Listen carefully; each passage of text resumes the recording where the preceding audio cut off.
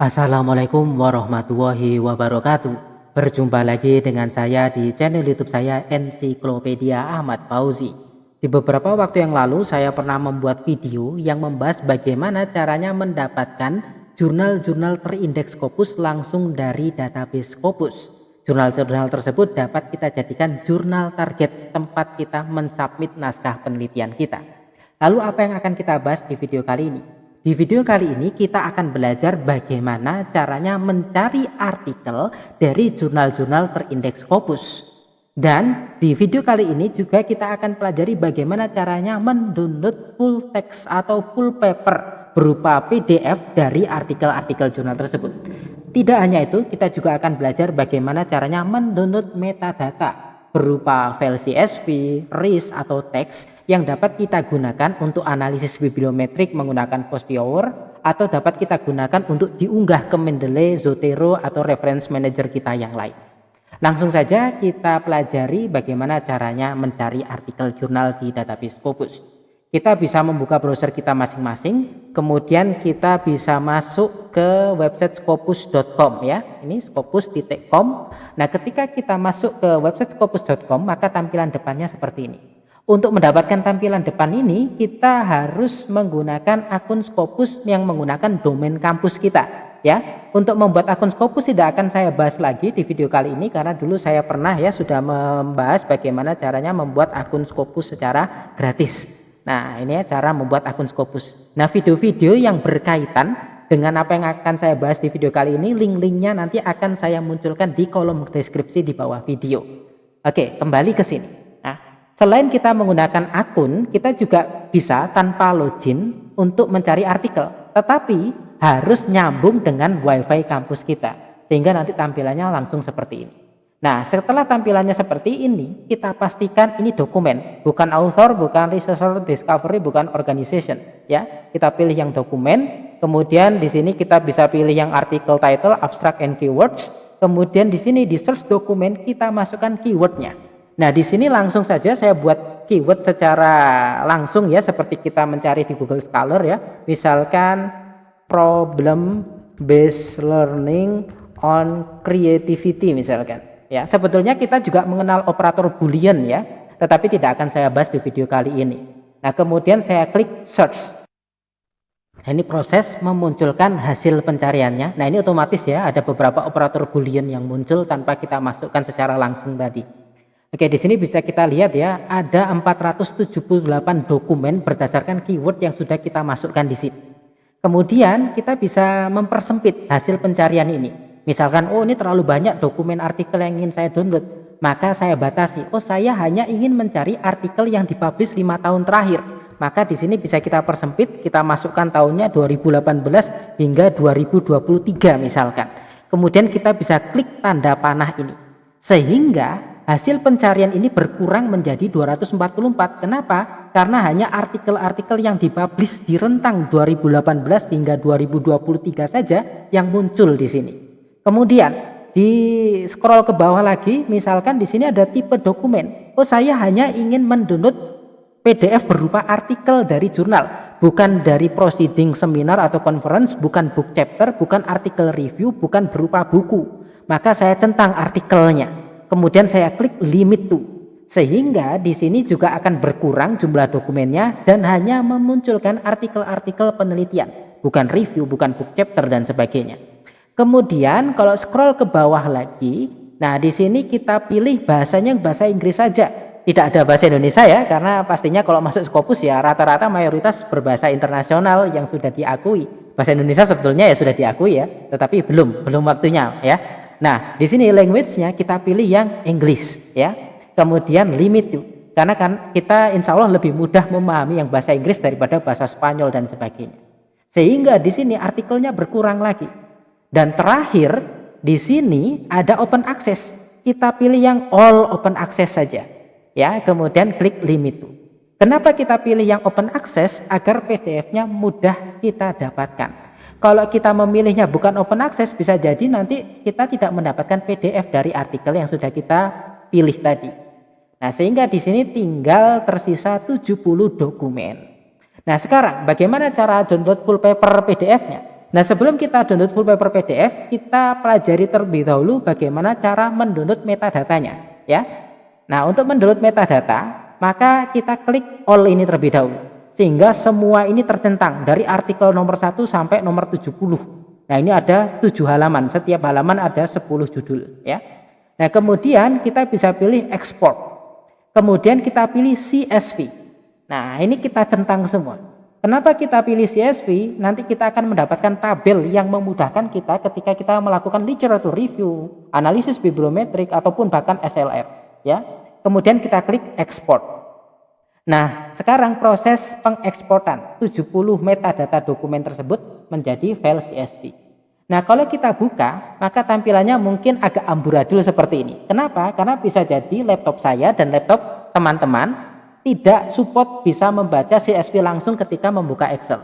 Maka file ini kita ubah terlebih dahulu menjadi Excel, ya. Kita bisa tulis CSV to Excel semacam ini. Kemudian kita bisa pilih yang dari Conversio ini, kemudian kita choose file, kemudian kita pilih tadi file Scopus CSV tadi. Kemudian tinggal kita klik convert. Nah, sekarang kita tunggu prosesnya. Nah, setelah itu kita tinggal klik download sehingga kita mendapatkan file berupa file Excel yang nanti tampilannya akan menjadi lebih rapi ketika kita buka dalam Excel kita. Nah, ketika kita buka ini sudah lebih rapi ini, ya. Tadi kalau filenya dalam bentuk CSV kan masih tumpuk-tumpuk. Nah, ini nanti tinggal kita kotak-kotaki saja, ya. Tinggal kita kotak-kotaki, kemudian kolom-kolom yang menurut kita nggak penting bisa dihapus, ya. Sehingga nanti menghasilkan atau tersisa kolom-kolom yang penting. Misalkan ya, saya sedikit tata di sini nama penulis, kemudian judulnya, tahunnya, kemudian ini judul jurnalnya, kemudian kita sisakan abstraknya saja misalkan, ya. Kemudian ini kita hapus yang belakang. Nah, sehingga nanti tampilannya tinggal seperti ini, kemudian mungkin kita wrap aja biar tampilannya bagus. Nah, sehingga kita mendapatkan kumpulan informasi atau kumpulan ringkasan keseluruhan metadata atau keseluruhan keyword, kata kunci atau author dan sebagainya dari artikel-artikel tadi dari Scopus. Nah, ini sangat memudahkan kita ketika kita akan melakukan systematic literature review. Ini kalau kita ingin mendownload file CSV-nya. Nah, kalau kita ingin melakukan analisis bibliometrik, maka kita butuh file RIS ataupun mungkin file yang lain. Maka kita juga bisa pilih export, ya. Kemudian kita bisa pilih yang RIS, ya. Kemudian kita bisa centang semuanya lagi, kemudian nanti kita juga klik export. Nah, bagi teman-teman yang belum bisa melakukan analisis bibliometrik, maka nanti juga bisa cari ya video saya yang membahas bibliometrik. Nah, ini ya. Nanti sama ya, link dari video ini juga akan saya tampilkan di kolom deskripsi di bawah video. Nanti tinggal diunggah saja atau diimport saja file RIS-nya ke FOSViewer menggunakan tutorial yang ini. Atau kalau kita ingin mendownload dalam bentuk lain, ya, misalkan bibtext juga bisa, ya, ataupun plain text ini kadang juga dibutuhkan untuk analisis bibliometrik. Tinggal dipilih saja dan langkahnya sama seperti tadi, tinggal file types-nya yang berbeda. Nah, gitu ya. Misalkan ya, bukan misalkan lagi. Nah, sekarang saya ingin memasukkan metadata ini ke reference manager saya. Misalkan reference manager saya adalah Mendeley. Nah, ini tadi kita sudah download RIS. Nah, RIS ini bisa langsung kita masukkan ke Mendeley sehingga seluruh judul artikel ini langsung masuk di Mendeley kita. Nah, caranya bagaimana? Misalkan saya menggunakan Mendeley yang lama, maka saya buka folder baru ya, buat folder baru misalkan PBL on Creativity misalkan. Saya buat folder semacam ini. Kemudian tinggal saya add ya, kemudian saya cari tadi file RIS-nya. Kemudian saya klik open. Sehingga secara otomatis 70 judul artikel Scopus tadi masuk ke Mendeley saya. Begitu juga kalau kita menggunakan Mendeley yang baru ya, kita tinggal klik add new, kemudian import library, kita pilih yang RIS ya, kemudian tinggal kita cari ya, kita cari Scopus RIS-nya, nah, kemudian kita klik open. Nah, sehingga ini diproses ini. Nanti sama akan langsung masuk ke Mendeley baru kita ini tadi. Nah, ini sudah proses masuk ya. Nah, oke, gitu ya caranya ya. Nah, sekarang kita pelajari bagaimana caranya mendownload artikel full paper dalam bentuk PDF. Nah, yang perlu kita ketahui, ini sepertinya kalau tidak ada perubahan ya, kita mendownload itu tidak bisa langsung 70 dokumen. Ya, kalau tidak ada perubahan, maka setiap download itu harus 50-50 ya, per 50 artikel. Oleh karena itu, agar kita tidak bingung mana saja yang sudah terdownload dan mana yang belum, maka kita bisa scroll ke bawah, kemudian displaynya ini kita ubah menjadi 50 result ya, 50 result. Ya, misalkan ya, kita sudah mencari artikel, ternyata di sini ada 200 artikel, maka kita tampilkan menjadi 50-50 sehingga nanti akan ada 4 halaman. Setiap halaman ada 50 judul.